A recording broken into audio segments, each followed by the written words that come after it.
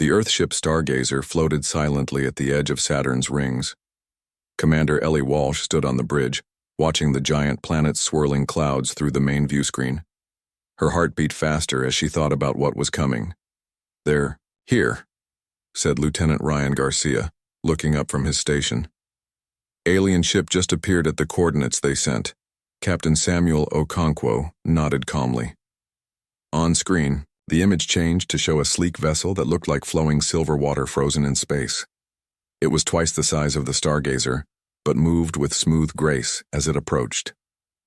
"Open a channel," ordered Captain Okonkwo. The screen flickered, and an alien face appeared. It had smooth blue-gray skin, large dark eyes, and no visible nose. When it spoke, its small mouth barely moved. "Greetings, humans of Earth. I am Ambassador Zigtal of the Galactic Confederation. We come in peace and friendship." Captain Okonkwo stepped forward. "Welcome to the Sol system, Ambassador. I am Captain Samuel Okonkwo of the Earth vessel Stargazer, the My." Alien blinked slowly. "We request permission to send a small delegation to your ship for initial discussions." "Permission granted," Captain Okonkwo replied. "We look forward to meeting you." After the screen went dark, the bridge crew looked at each other with excitement and nerves. Dr. Alan Murphy, the ship's xenobiologist, rushed onto the bridge. "Did I miss it? Did you see them?" he asked breathlessly. Commander Walsh nodded.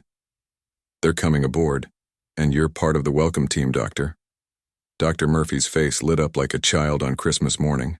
20 minutes later, Commander Walsh, Lieutenant Garcia, and Dr. Murphy stood in the ship's main airlock with Captain Okonkwo. The inner door slid open, revealing 3 aliens. Ambassador Zigtal walked in first. In person, the alien was tall and thin, moving with careful steps as if afraid of breaking something. Behind the ambassador came a stockier alien with darker skin. "This is Subcommander Vrex, my military advisor," said Ambassador Zigtal, gesturing to the darker alien. "And this is Scientist Mela, our biology specialist." The third alien was shorter than the others and had a slight green tint to its skin. Ambassador Zigtal spoke slowly and clearly, as if talking to children. "We are very pleased to meet you. We have studied your communications for some time, but this is our first direct contact with your species. Welcome aboard," said Captain Okonkwo. "Let me introduce Commander Ellie Walsh, our diplomatic officer, Lieutenant Ryan Garcia, our xenolinguist, and Dr. Alan Murphy, our chief xenobiologist." The aliens nodded politely, but Walsh noticed how Subcommander Vrex was eyeing their uniforms and the ship's interior with what seemed like mild amusement. "Your vessel is quite functional," said the subcommander, his words somehow making it sound like an insult. Dr. Murphy stepped forward eagerly. "We would love to learn about your species and homeworld.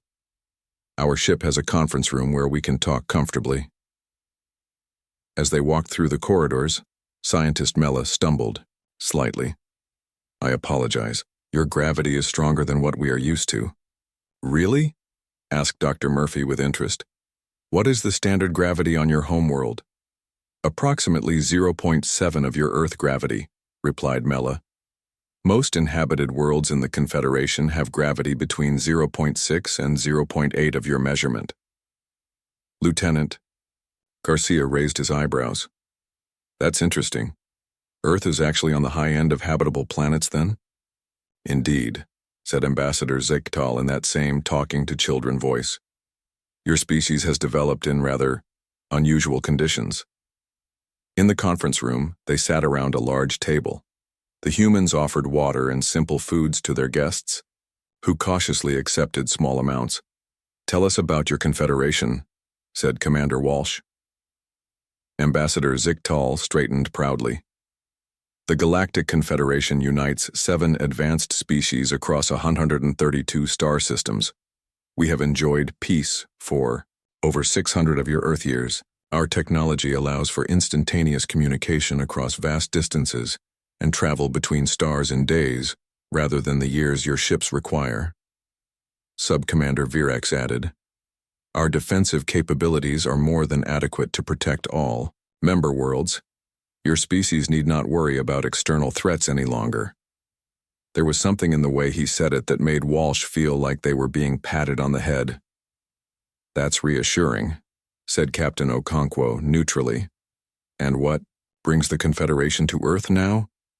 We monitor developing civilizations, said Ambassador Ziktal. Once they achieve primitive faster-than-light travel as you have, we make contact to guide their development. Dr. Murphy leaned forward. We'd love to exchange scientific information. Earth has unique biodiversity compared to many planets. Yes, said scientist Mella. Your world has an unusually active ecosystem. How about we exchange some basic information about our worlds, suggested Lieutenant Garcia. It might help us understand each other better. A reasonable suggestion, agreed Ambassador Ziktal. Lieutenant Garcia pulled up images of Earth on the room's display screen. Earth formed about 4.5 billion years ago. It has one large moon, which creates our tidal systems. Our planet has active plate tectonics, which means the surface is constantly moving, creating mountains, valleys, and ocean trenches. The aliens exchanged glances. How fast do these plates move? Asked scientist Mella. Only a few centimeters per year, replied Dr. Murphy. But over millions of years it completely changes the face of the planet. The continents were once joined together. And these movements cause no problems? Asked Sub-Commander Vrex. Well, they cause earthquakes and volcanic eruptions, said Garcia casually. But most aren't too destructive. The really big ones only happen every few decades. The three aliens stared at him. You live on a planet with regular explosions? Asked Ambassador Ziktal, dropping the condescending tone for the first time. Well, yes, said Commander Walsh. But our buildings are designed to withstand them in the dangerous zones, and we have warning systems. What about your atmosphere? Asked Scientist Mella quickly. Our scans showed unusual composition. Standard nitrogen-oxygen mix, said Dr. Murphy. About 78% nitrogen, 21% oxygen, and small amounts of other gases. 21% oxygen, repeated Mella with what seemed like alarm. That's highly combustible. The humans looked at each other in confusion. It's what we breathe, said Captain Okonkwo. What oxygen level is normal for your species? Most Confederation worlds maintain oxygen levels between 10% and 14%, said Ambassador Ziktal. Higher levels promote dangerous fires. We do have wildfires, acknowledged Lieutenant Garcia. Some ecosystems actually depend on regular burning to stay healthy. Sub-Commander Vrex was now sitting very straight. And your weather systems? Our scans detected massive energy formations in your atmosphere. You mean storms? Asked Commander Walsh. Yes, we have everything from gentle rain to hurricanes depending on the region. Hurricanes? Asked Ambassador Ziktal. Lieutenant Garcia pulled up a satellite image of a hurricane. Massive rotating storm systems, sometimes hundreds of kilometers wide with winds over 200 kilometers per hour. They form over warm ocean water. The aliens were completely silent now, staring at the image of swirling clouds. And people live in these areas? Asked Scientist Mella finally. People live pretty much everywhere on Earth, said Dr. Murphy. We adapt. Sub-Commander Vrex turned to Ambassador Ziktal and spoke quietly in their language. The ambassador nodded and turned back to the humans. Captain Okonkwo, said the ambassador in a completely different tone, respectful, almost cautious. Would you be willing to share more detailed information about your planet's history and how your species developed in such extraordinary conditions? Captain Okonkwo smiled. Of course. Lieutenant Garcia is our expert on Earth history. He would be happy to prepare a presentation. Sub-Commander Vrex looked at Garcia with new eyes. We would be most interested in learning about how humans have survived on your world. And perhaps about your conflicts and military development as well. I'd be happy to share that information, said Garcia, noticing the sudden change in the alien's attitude. There's quite a lot to cover. We have time, said Ambassador Ziktal, now watching, the humans as if seeing them for the first time. We have all the time you need.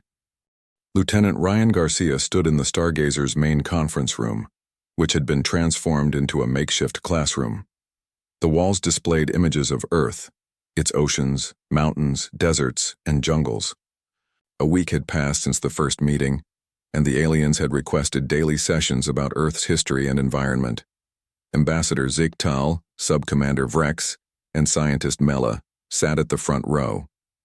Behind them were 5 new aliens who had come from the Confederation vessel. They all watched Garcia with intense focus. "Today we'll discuss Earth's climate zones and weather patterns," Garcia began. "Earth has everything from frozen poles to burning deserts with temperatures ranging from -60 to +50 degrees Celsius." Scientist Mela raised a thin hand. "And humans can survive in all these zones? With proper clothing and shelter?" "Yes," Garcia replied, "though we prefer temperatures between 15 and 30 degrees Celsius for comfort." "How do you survive the extremes?" asked one of the new aliens, who had introduced himself as Chief Scientist Narration. "We build structures to protect us from the environment," Garcia explained. "In cold regions we use insulation and heating. In hot regions, we use cooling systems." He changed the display to show a blizzard. "This is a winter storm in what we call the Arctic Circle. Winds can reach 150 kilometers per hour and visibility drops to 0. Temperatures can drop so low that exposed skin freezes in minutes." The aliens murmured among themselves. "People live there?" asked Sub-Commander Vrex. "Yes. Indigenous people have lived in Arctic regions for thousands of years. They developed special clothing, housing, and hunting techniques." Garcia showed another image. A massive hurricane seen from space. "And this is Hurricane Maria, which struck several Caribbean islands in 2017. It destroyed thousands of buildings and caused major flooding." Ambassador Zigtal leaned forward. "These events caused deaths?" "Unfortunately, yes. But our warning systems have improved greatly. Most people evacuate dangerous areas before storms hit." "How often do these massive storms occur?" asked Nirizal. "On average, Earth experiences about 80 to 90 major tropical storms annually, with 10 to 15 reaching hurricane strength in the Atlantic Ocean alone." The aliens exchanged glances that Garcia was beginning to recognize as alarm. "Commander." Ellie Walsh entered the room and stood quietly at the back, observing. She noticed how the alien's body language had changed since first contact. The condescension was gone, replaced by something that looked like nervous respect. Garcia continued, showing images of different natural disasters. "This is a tornado in what we call Tornado Alley, in the central United States. These wind funnels can have speeds over 300 kilometers per hour." He changed to footage of flowing red-hot lava. "This is a volcanic eruption in Hawaii. The lava reaches temperatures of about 200 degrees Celsius." Next came images of massive waves crashing into coastlines. "And these are tsunamis, giant waves caused by underwater earthquakes. They can reach heights of over 30 meters and travel at 800 kilometers per hour across the ocean." "And your species has survived all this?" asked Mela, her voice barely above a whisper. "We've evolved alongside these conditions," Garcia explained. "Our bodies and minds adapted to handle environmental stress and rapid changes." Sub-Commander Vrex spoke up. "Lieutenant Garcia, you mentioned yesterday that humans fought something called world wars. Could you explain this concept?" Garcia glanced at Commander Walsh, who nodded slightly. "Of course. As our civilization developed, nations formed with different beliefs and goals. Sometimes these differences led to armed conflicts. World wars involved multiple nations fighting across several continents simultaneously." "How many combatants participated in these conflicts?" asked Vrex. "In what we call World War II, about 70 to 85 million military personnel were involved. Total casualties, including civilians, reached around 70 to 85 million people." The room fell completely silent. Even the sound of breathing seemed to stop. "Millions?" Ambassador Zigtal finally said. "You mean thousands, surely?" "No, millions," Garcia confirmed. "It was the deadliest conflict in human history." Sub-Commander Vrex stood abruptly. "I must contact the Confederation High Command immediately." He left the room quickly. Ambassador Zigtal looked shaken. "Please continue, Lieutenant." Garcia moved on to explain human evolution. Humans evolved on the African savanna as persistence, hunters. Our ancestors could chase prey for hours or even days until the animals collapsed from exhaustion. He showed images of early humans. We developed large brains, complex social structures, and tool use. Our upright walking stance freed our hands and improved our ability to travel long distances efficiently. Dr. Alan Murphy joined the presentation. Human physiology has several unique adaptations. We have exceptional endurance compared to most mammals. We can regulate our body temperature through sweating, allowing us to stay active in hot conditions. Chief Scientist Neri Zal spoke up. Your species seems uniquely adapted to harsh conditions. Most Confederation species evolved in stable environments with minimal predation pressure and consistent climate patterns. That explains the differences in our physiological responses, said Dr. Murphy. Humans have multiple systems that activate during stress or danger. We produce hormones like adrenaline that temporarily increase strength and speed in emergencies. Ambassador Ziegtal stood. I believe we should continue this discussion aboard our vessel. Would you be willing to join us, Lieutenant Garcia? And perhaps Commander Walsh and Dr. Murphy as well? Of course, Walsh replied before the others could speak. We'd be honored. Later, as they prepared to board the alien shuttle, Walsh pulled Garcia aside. Have you noticed how they're acting now? She asked quietly. Garcia nodded. Like they're afraid of us. But we haven't threatened them in any way.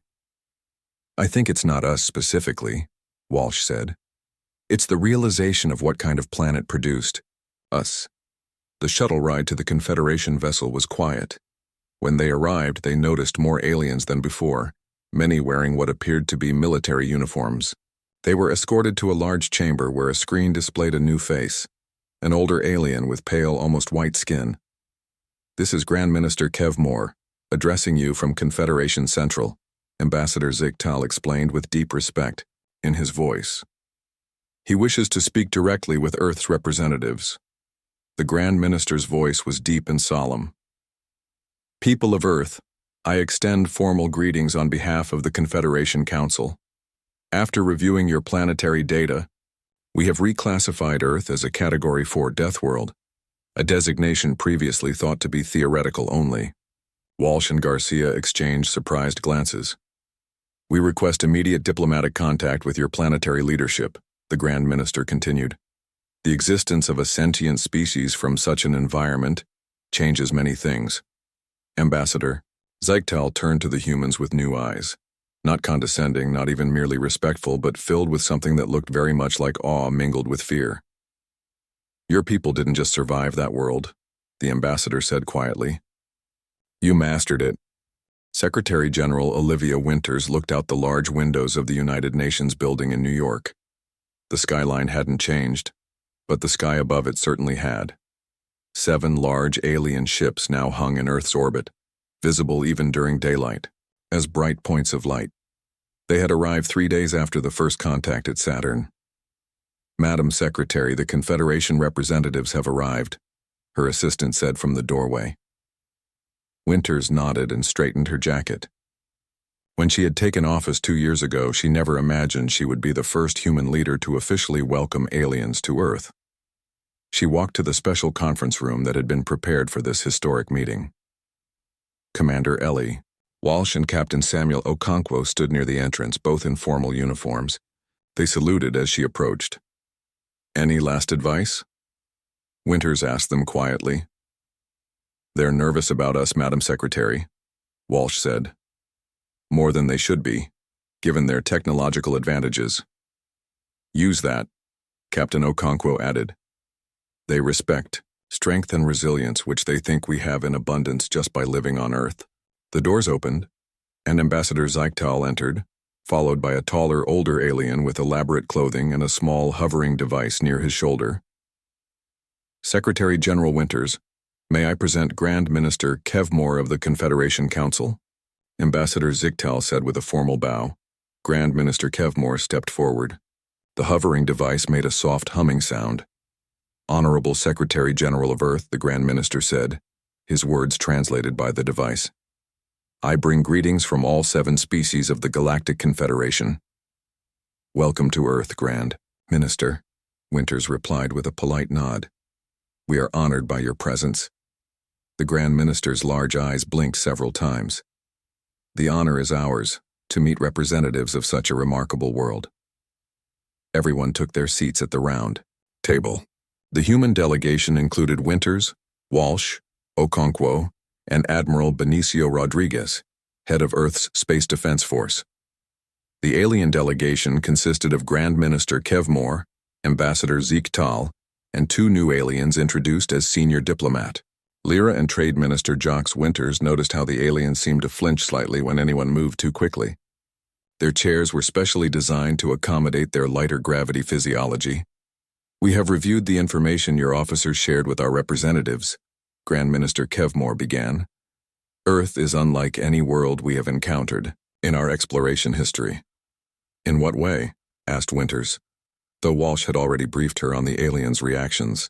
Your planet has environmental extremes that would kill most Confederation species within hours, explained the Grand Minister. Your gravity alone would cause bone fractures in my species after just 1 day of exposure without medical intervention. Senior Diplomat Lyra spoke next. What is most remarkable is not just that life evolved on such a world, but that intelligent life did. And not merely intelligence, but civilization, technology, and space travel. We are a determined species, Winters said simply. Indeed, agreed Trade Minister Jocks, speaking for the first time. Which brings us to the purpose of our visit.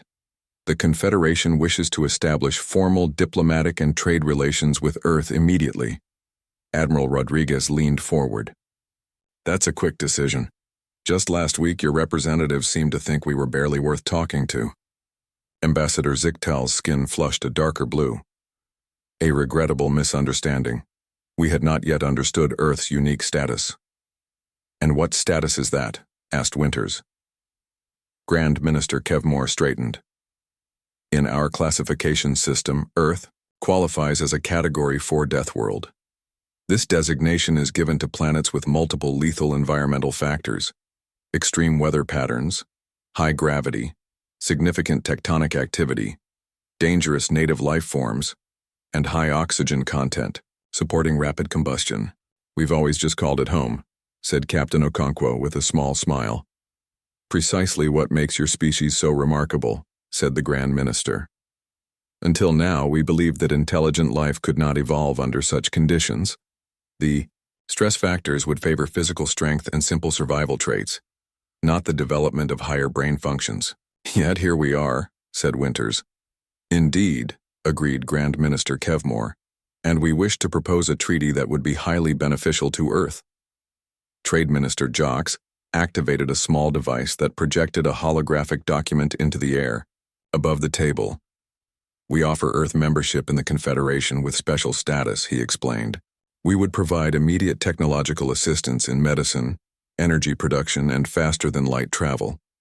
In exchange, we request Earth's participation in joint research projects and limited cultural exchange programs.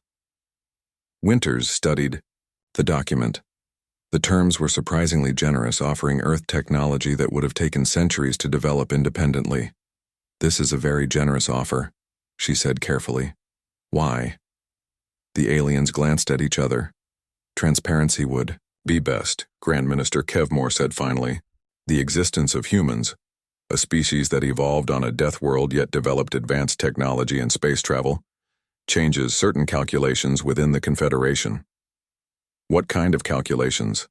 Asked Admiral Rodriguez, his voice neutral, but his eyes sharp.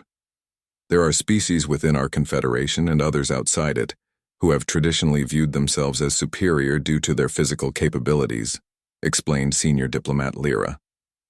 Learning about humans has adjusted their perspective. Commander Walsh caught on first. You're saying that knowing humans exist has made some aggressive species think twice. Precisely, said Ambassador Zichtal. No Confederation species could survive unaided on Earth for more than a few days. Yet humans thrive there. This fact alone has caused several powerful groups to reconsider their positions. You want an alliance with us because other species are afraid of what we might be capable of, said Admiral Rodriguez bluntly.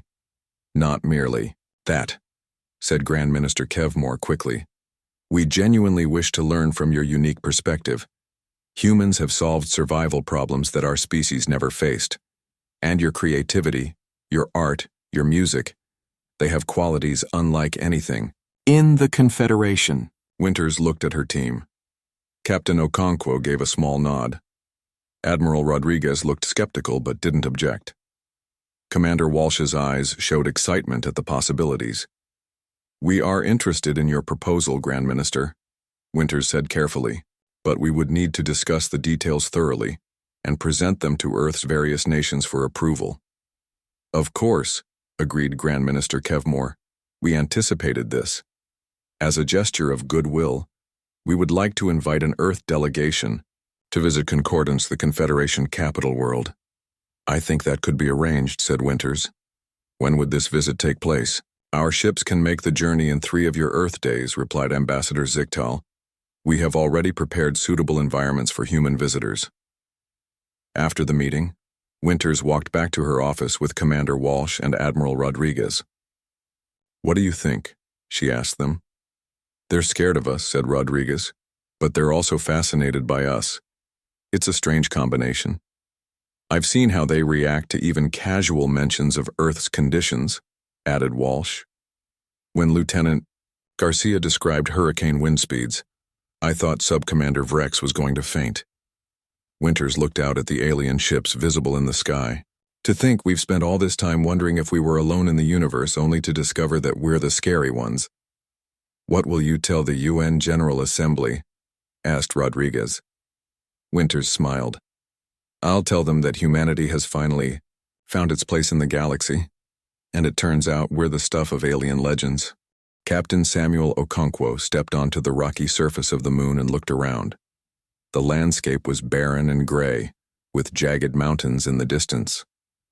This small moon orbited a gas giant in a star system that both humans and the Confederation considered neutral territory. Lieutenant Heather Miller and Chief Petty Officer Kyle Ramirez stood beside him, both wearing standard Earth military environmental suits. They watched as the Confederation shuttle landed nearby, kicking up a cloud of dust. "Remember," said Captain Okonkwo quietly through their suit communications, "this exercise is as much about them studying us as it is about cooperation. Be natural, but be aware they're taking notes on everything we do." 6 aliens emerged from the shuttle, led by a stocky figure that moved with clear military precision. This was War Commander Drav, the head of the Confederation's joint military forces. The aliens wore bulky suits that made them look twice their normal size. War Commander Drav approached and gave the formal greeting gesture they had practiced. "Captain Okonkwo, we welcome you to exercise unity. This will be a valuable learning experience for all participants." "We're looking forward to it, Commander Drav," Okonkwo replied. The exercise plan was simple on the surface. 3 humans and 6 aliens would spend 5 Earth days on the moon, working together on survival and tactical scenarios. Each group would share their approach to various challenges. "We have set up a base camp 2 kilometers in that direction," said War Commander Drav, pointing toward a small valley. "As agreed, we brought minimal equipment. We will walk there rather than use vehicles." The humans nodded and they all set off across the rocky terrain. The moon had about 60% of Earth's gravity, which made walking comfortable for the humans. However, they quickly noticed that the aliens were struggling despite the fact that this gravity was closer to their home environments than Earth's would be. "Are your suits giving you trouble?" asked Lieutenant Miller after seeing one of the aliens stumble for the 3rd time. "The suits are functioning correctly," replied the alien, who had introduced himself as Squad Leader Tep. "We are simply not accustomed to moving across such uneven terrain." Chief Petty Officer Ramirez looked down at the rocky ground. It was rough, but nothing unusual compared to hiking trails on Earth. He realized then that the Confederation species might have evolved on worlds with less varied geography. They reached the base camp after about an hour of walking. The camp consisted of several dome-shaped structures made of a light metallic material. Inside the main dome, the air was breathable for both species, allowing them to remove their helmets. War Commander Drav explained the first exercise. "We have placed survival supplies randomly across a 5-kilometer area. Each team must gather what they need for a night outdoors. The mixed teams headed out with Lieutenant Miller paired with 2 aliens named Fren and Noel. As they searched for supplies, the difference in their approaches became obvious. "We should find water first," said Miller. "Then shelter materials, then food." Fren looked surprised. "Our priority list places communications equipment first, followed by medical supplies." "Both are important," Miller agreed. "But in survival situations, humans can last only 3 days without water, while we can go much longer without communications." The aliens looked at each other with what Miller was learning to recognize as shock. "Your species can survive for multiple days without assistance?" asked Noel. "Of course," said Miller, confused by the question. "Can't yours?" "Confederation citizens are rarely more than an hour from medical facilities or rescue services," explained Fren. "Our bodies are not designed for extended survival in harsh conditions." As the exercise continued, more differences became apparent. The humans slept on the hard ground with minimal bedding, while the aliens required special sleeping platforms. The humans ate the bland emergency rations without complaint, while the aliens needed supplements to make their food digestible. By the 3rd day, the Confederation officers were watching the humans with undisguised fascination. War Commander Drav spent hours questioning Captain Okonkwo about Earth military training. "Your soldiers train by carrying heavy packs across mountains?" asked Drav, clearly stunned. "Standard procedure," confirmed Okonkwo. "Building endurance and mental toughness is key to our training philosophy." On the 4th day, the exercise took an unexpected turn. A small meteorite struck the moon's surface just 5 kilometers from their camp, causing a chain reaction of dust explosions and electrical storms in the thin atmosphere. War Commander Drav received the alert and called everyone together. "The exercise is suspended. 2 of our monitoring staff were at a station near the impact site. Their life signs are still active, but they are not responding to communications. We need to mount a rescue," said Chief Petty Officer Ramirez immediately. The aliens hesitated, looking at readouts on their wrist devices. "The area is highly unstable," said Squad Leader Tep. "The electrical discharges could damage our suit systems. We should wait for a properly equipped rescue team." "How long would that take?" asked Lieutenant Miller. "Approximately 7 hours," replied War Commander Drav. Captain Okonkwo shook his head. "The injured may not have that long. We're going now." Without waiting for permission, the 3 humans checked their equipment and prepared to move out. To their surprise, War Commander Drav decided to join them along with 1 volunteer named Kel. The group moved quickly toward the impact site. As they got closer, they could see electrical discharges dancing across the moon's surface. Beautiful but deadly. The dust was so thick that visibility dropped to just a few meters. "Our sensors can't penetrate this dust cloud," said Kel, frustration clear in his voice.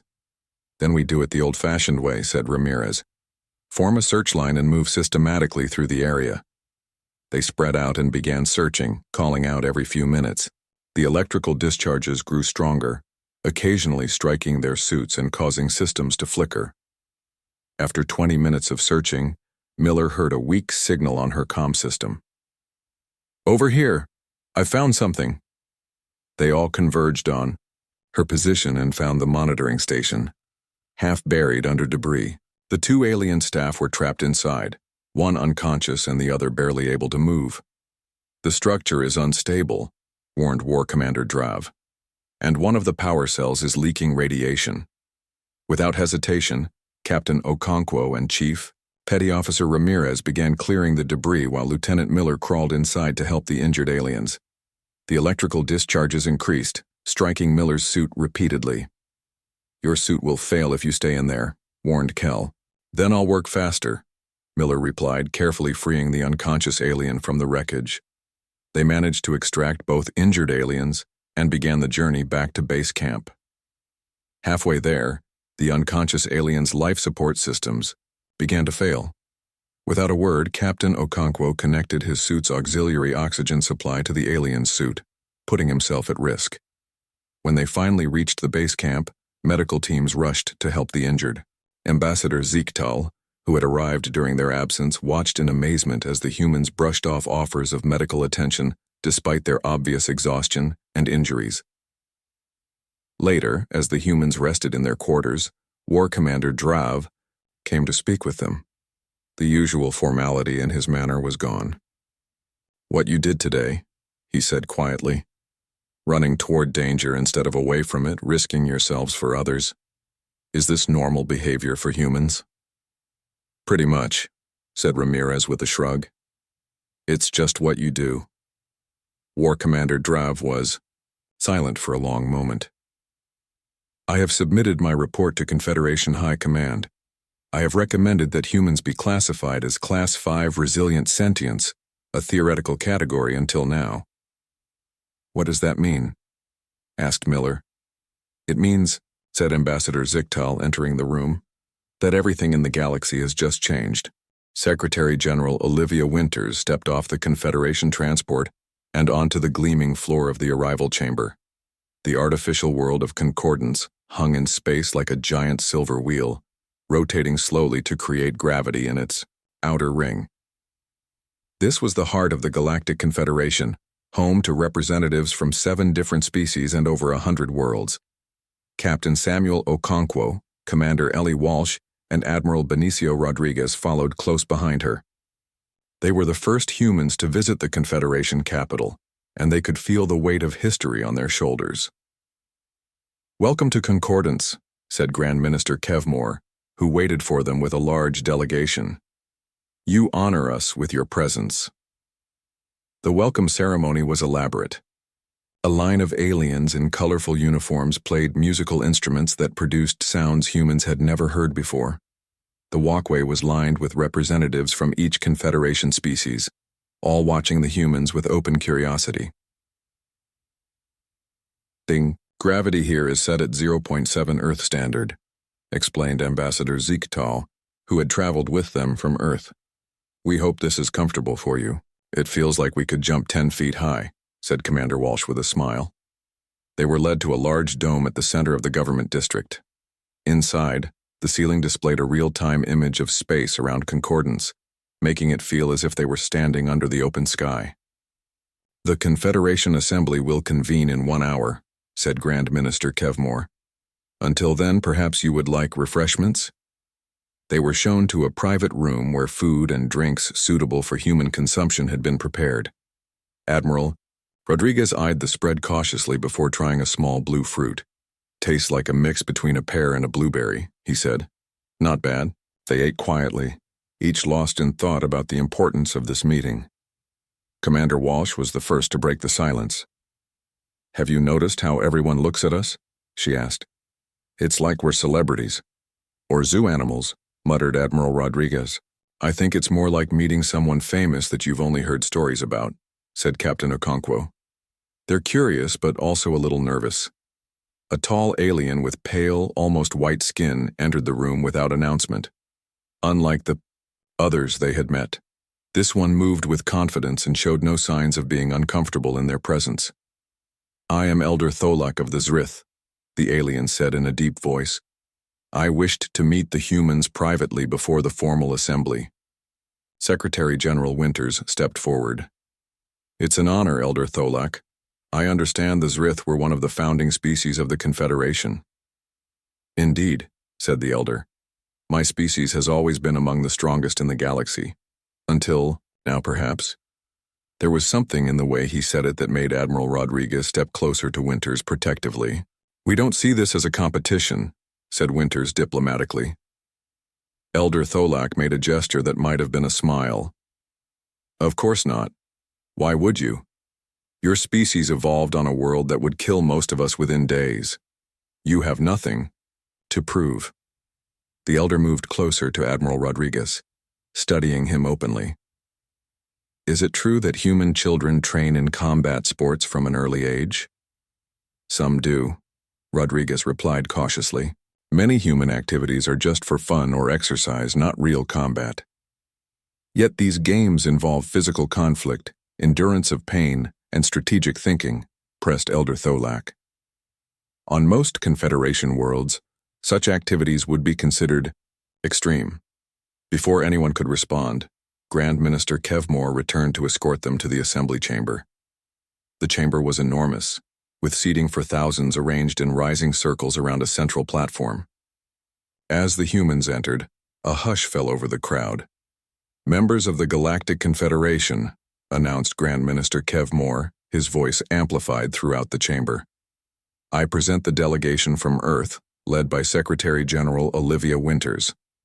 The humans were guided to the central platform, where they stood under the gaze of countless alien eyes. "We come in peace and friendship," said Winters, her words translated and broadcast to all present. "Earth is honored by your invitation and hopes for a long and beneficial relationship with the Confederation." What followed was a formal ceremony, in which the Confederation Charter was explained, and Earth's provisional membership was proposed.